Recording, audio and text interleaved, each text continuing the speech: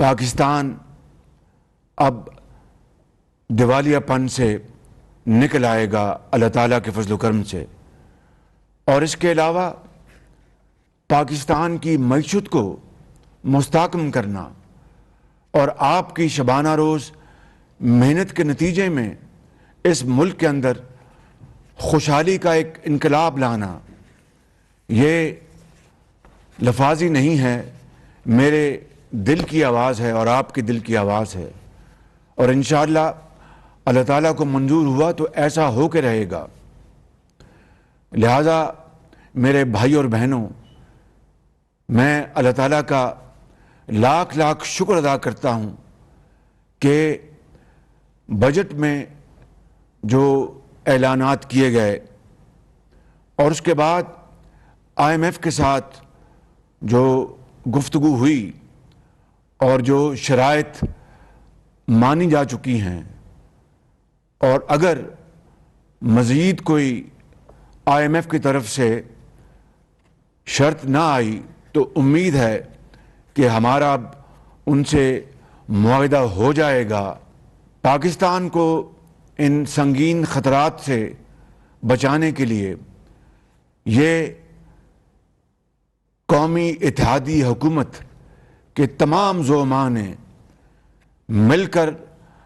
مشاورت کر کے اللہ تعالیٰ کا نام لے کر بڑے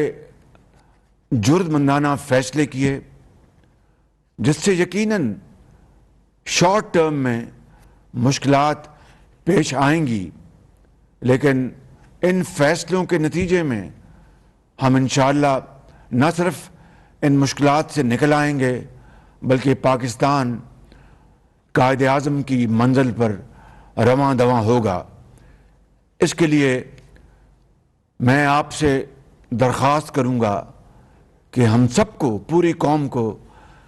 اللہ تعالیٰ کے حضور سجدہ شکر بجا لانا چاہیے۔ میرے بزرگوں، بھائیوں اور بہنوں، حکومت سنبھالنے کے بعد ہمارے پاس دو راستے تھے۔ ایک وہ راستہ کہ ہم الیکشن کے حوالے سے جو اصلاحات ہیں اور دیگر ضروری اصلاحات وہ کر کے ہم انتخابات کی طرف چلے جائیں، اور دوسرا راستہ یہ تھا کہ ہم سخت فیصلے کریں اور پاکستان کی ڈوبتی معیشت کو سنبھالا دیں۔ پہلا راستہ بہت آسان تھا کہ ہم اپنی سیاسی ساکھ کو بچا لیں اور ملک اور عوام کو، آپ کو زندگی کے اندھے تھپیڑوں کے حوالے کر دیں اور خود غرضی کا مظاہرہ کرتے ہوئے ہم دوسروں کی طرح خاموش تماشائی بن جائیں۔ لیکن ضمیر کی آواز یہ کہتی تھی کہ ایسا کرنا پاکستان کے 22 کروڑ عوام کے ساتھ بہت بڑی زیادتی ہوگی، اپنے آپ سے زیادتی ہوگی، اور تاریخ شاید ہمیں معاف نہیں کرے گی۔ اس لیے میرے بھائیوں اور بہنوں، قومی اتحاد کے تمام زعماء نے، میرے قائد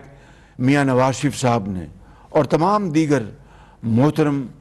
جو ہمارے لیڈران کرام ہیں اس حکومت میں، ان سب نے مشاورت کے بعد فیصلہ کیا کہ اللہ کا نام لیں اور خدا سے مدد مانگیں، اور یہ وقت سیاست کو بچانے کا نہیں، ریاست کو بچانے کا ہے۔ لہذا میاں نواز شریف سمیت تمام سیاسی قائدین نے اپنی ذات کو پاکستان کی مفاد کے تابع کر دیا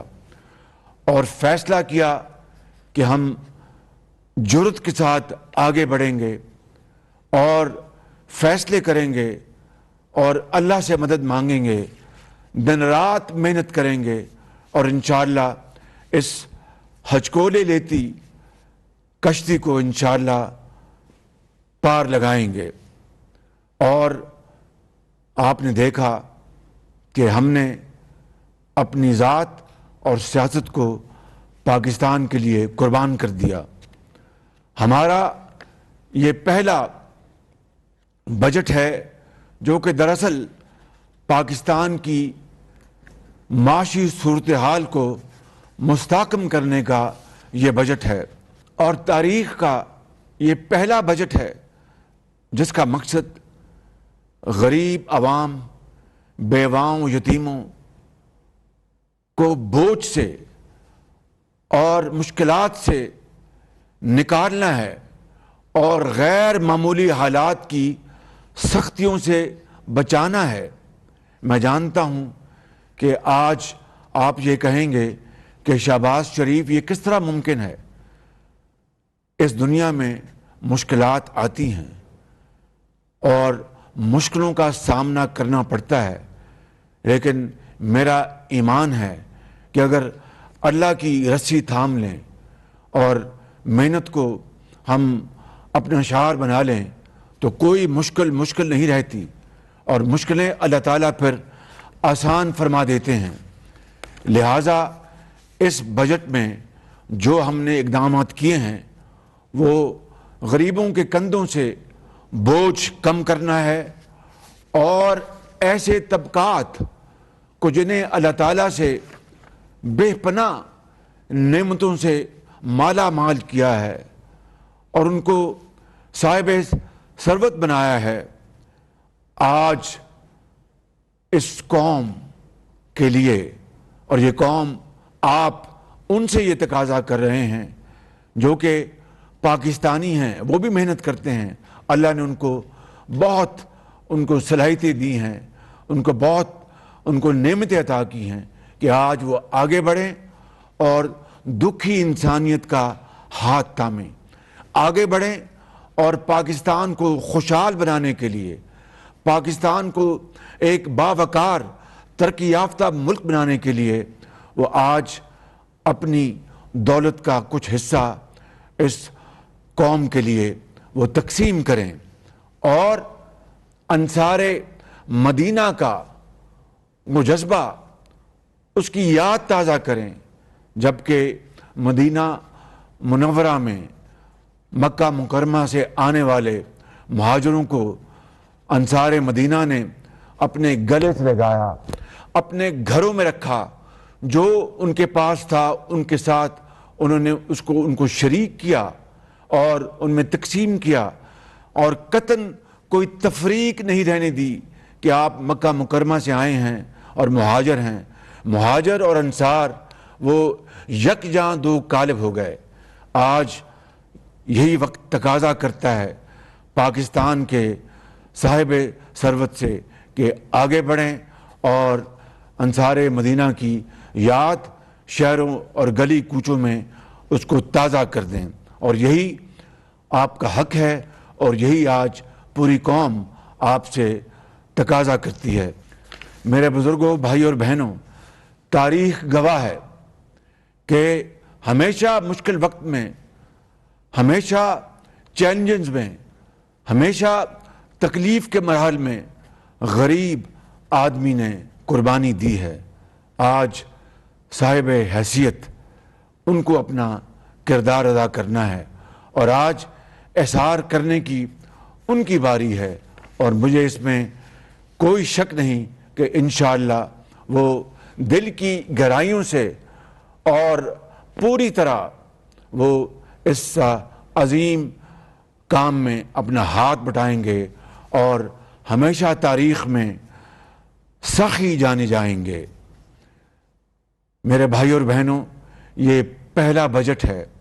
جس میں ہم نے ایک اکنامک ویژن دیا ہے، اور اس کے لیے میں اپنی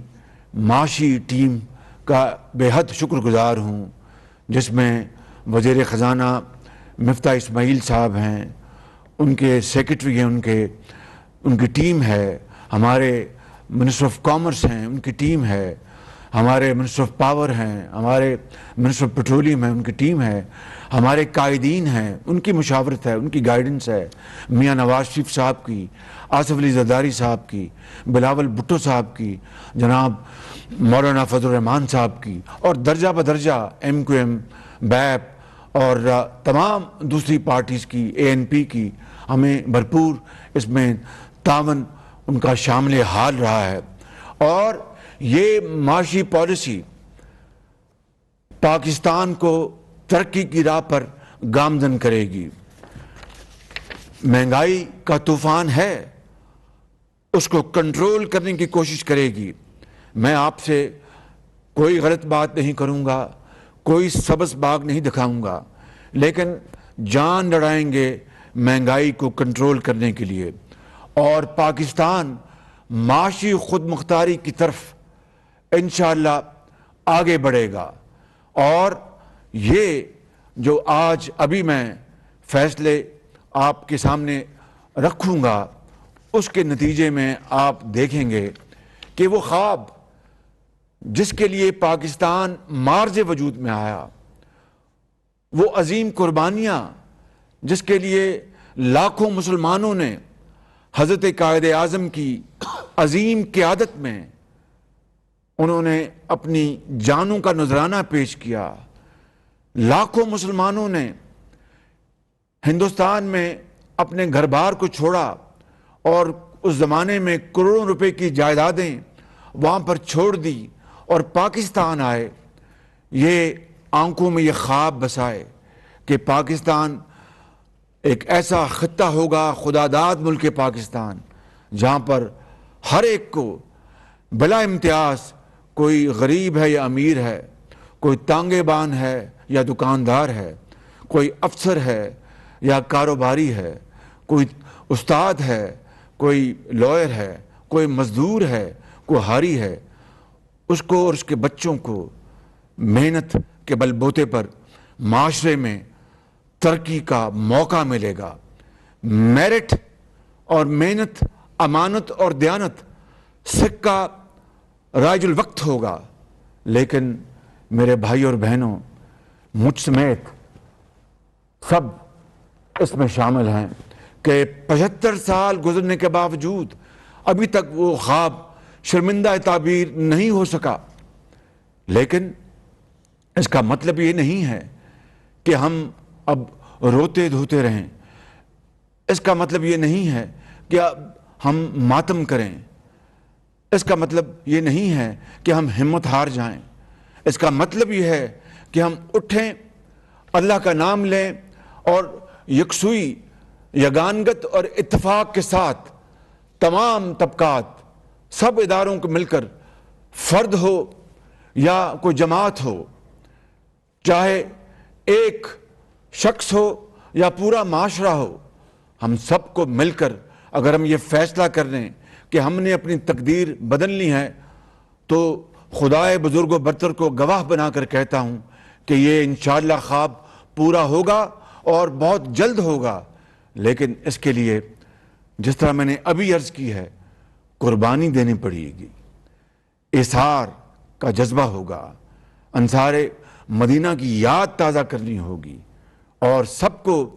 روکھی سوکھی مل کر کھانی ہوگی، کیونکہ مشکل کے بعد آسانی آتی ہے۔ کبھی پھول کانٹوں کے بغیر پیدا نہیں ہوتا، ایک کانٹوں بھرا سفر سے گزرنا ہوگا، پھر انشاءاللہ راحت بھی آئے گی اور منزل بھی ملے گی، اور پاکستان اللہ تعالیٰ کے فضل و کرم سے اپنا کھویا ہوا مقام ضرور حاصل کرے گا۔ لیکن شرط اول یہ ہے کہ محنت، محنت اور محنت۔ لہٰذا میں آج اپنے صاحب ثروت افراد کو، بزرگوں کو، نوجوانوں کو، بھائیوں کو، بہنوں کو، میں ان کے اس جذبہ اخلاص پر سلام پیش کرتا ہوں، اور آج سخاوت کے حوالے سے ان کے اس کردار پر میں ان کو مبارکباد پیش کرتا ہوں کہ اس غیر معمولی حالات میں وہ احساس کرتے ہوئے اور صدق کے دل کے ساتھ آگے بڑھیں گے، اس غریب قوم کی تقدیر بدلنے کے لیے جو وسائل مہیا کریں گے تو یہ قوم ہمیشہ اس بہت اعلیٰ مثال کو یاد رکھے گی۔ اس کے لیے آج یہ فیصلہ کیا گیا ہے کہ بڑی صنعتوں پر فی الحال 10% سپر ٹیکس یعنی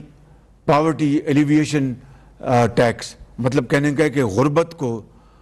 میں ختم کا لفظ استعمال نہیں کر رہا، غربت کو کم کرنے کا ہم ٹیکس لگا رہے ہیں صاحب حیثیت لوگوں کے اوپر، ان کی جو صنعتیں ہیں، ان کے جو شعبے ہیں، اور ان میں یہ شعبے شامل ہیں سیمنٹ، سٹیل، چینی کی industry, sugar industry, oil and gas, fertiliser, LNG terminal, textile, banks, banking industry, automobile industry جو گاڑیاں بناتی ہیں، اور سگریٹ مینوفیکچرنگ انڈسٹری۔ اور سگریٹ تو ویسے بھی صحت کے لیے انتہائی مضر ہے، یہ آپ سب اچھی طرح جانتے ہیں، لیکن اس صنعت میں بھی 60% جو فارمل سیکٹر ہے وہ جو ٹیکس دیتا ہے وہ پوری قوم کے سامنے ہے، لیکن جو 40% انفارمل سیکٹر ہے وہ ٹیکس نیٹ میں نہیں ہے۔ اور یہ کس کی غلطی ہے؟ یہ اسٹیٹ آف پاکستان کی، وہ ادارے جو اس کام کے لیے ہیں کہ وہ ٹیکس حاصل کریں اور ان امیر لوگوں سے ٹیکس لے کے غریبوں، بیوگان، یتیموں کے حوالے کریں، ان کا حق آواز اٹھانے سے پہلے ان کی جھولی میں ڈال دیں۔ وہ سفید پوش لوگ جو زندگی ان کے اوپر تنگ ہے لیکن کسی کے آگے ہاتھ نہیں پھیلاتے، وہ کسی کے آگے وہ اپیل نہیں کرتے، ان کی جھولی میں ریاست کا کام ہے کہ ٹیکس لے کر ان کی جھولی میں ڈالیں۔ مگر یہ بڑے بڑے جو ٹیکس جو ایویڈ کرتے ہیں، 40% صرف سگریٹ مینوفیکچرنگ انڈسٹری میں ہیں، اربوں روپے۔ میرا آپ سے وعدہ ہے کہ میں راتوں کو جاگوں گا انشاءاللہ، اور اپنے حلیف جماعتوں کی مشاورت سے اور جو متعلقہ ادارے ہیں ان کے ساتھ مل کر ایسی پالیسی بنائیں گے انشاءاللہ کہ جہاں جہاں ٹیکس کی ایویژن ہوتی ہے، تبھی پاکستان آج غریب ڈیولپنگ ملک کہلاتا ہے، تبھی پاکستان آج تک اپنے پاؤں پہ نہیں کھڑا ہو سکا۔ اگر آپ کو میں ایک تخمینہ دوں تو تقریباً ایک یہ رف اسٹیمیٹ ہے کہ 2000 ارب روپیہ سال کا جو ٹیکس ہے مختلف مدات میں وہ غائب ہو جاتا ہے۔ یہ جو اسٹیٹ کے جو آرگنز ہیں، جن کی ذمہ داریاں ہیں، وزیر اعظم سے لے کر تمام جو وفاق کے ادارے، تمام جو صوبوں کے ادارے، ان سب کی یہ ایک اجتماعی ذمہ داری ہے جس میں ہم آج تک ناکام رہے کہ وہ پیسہ ٹیکس لگا ہے مگر ٹیکس نہیں ملتا، کہ وہ پیسہ وہ قومی خزانے میں آئے اور غریب آدمی کا پیٹ بھرے۔ یہ ہے وہ فلسفہ جس کے اوپر آج وہ قومیں جو جرأت کے ساتھ آگے بڑھیں، آج وہ آسمانوں سے باتیں کر رہی ہیں۔ It is never too late. انشاءاللہ میرا ارادہ ہے کہ بجٹ کے فوراً بعد میں نے ٹیمیں بنا دی ہیں اور یہ ٹیکس کی کلیکشن کے لیے انشاءاللہ جو کچھ بھی ہوا حتی المقدور ہم کوشش کریں گے، چاہے وہ منسٹری آف فائنینس ہے، چاہے وہ FBR ہے، چاہے وہ کامرس ہے، چاہے وہ ایکسائز اینڈ ٹیکسیشن ہے، اس کے لیے تمام جو ہمارے آئینی ادارے ہیں ان سے مدد لی جائے گی۔ تمام جدید جو ٹیکنالوجی ہے، تمام جدید جو ڈیجیٹل جو ہمارے پاس ٹولز ہیں ان کو ہم بروئے کار لائیں گے۔ اس کے علاوہ کیمیکلز اور بیوریجز کے اوپر بھی یہ 10% ٹیکس لگایا گیا ہے عام آدمی کو ٹیکس سے بوجھ سے بچانے کے لیے۔ اور اس سارے ٹیکس میکنزم کا مقصد کیا ہے کہ جن کو اللہ تعالیٰ نے نعمتوں سے نوازا ہے، چاہے وہ ایک فرد ہے یا ایک جماعت ہے، چاہے وہ ایک انڈیویجول ہے یا ایک کارخانہ ہے یا ایک شعبہ ہے، ان سے ان کے رزق حلال سے ٹیکس لے کر اور وہ پیسہ آپ کے حوالے کیا جائے، تعلیم، علاج، آپ کی سڑکیں، آپ کے اسکول، ہسپتال، دوائیاں، آپ کی جو ایجوکیشن ہے، سکلڈ ایجوکیشن، آپ کی آئی ٹی لیڈ سکلز آپ کی، اور قوم کو مزید توانا بنانے کے لیے جو ہمیں وسائل چاہیے وہ اس سے جمع ہوں گے۔ It is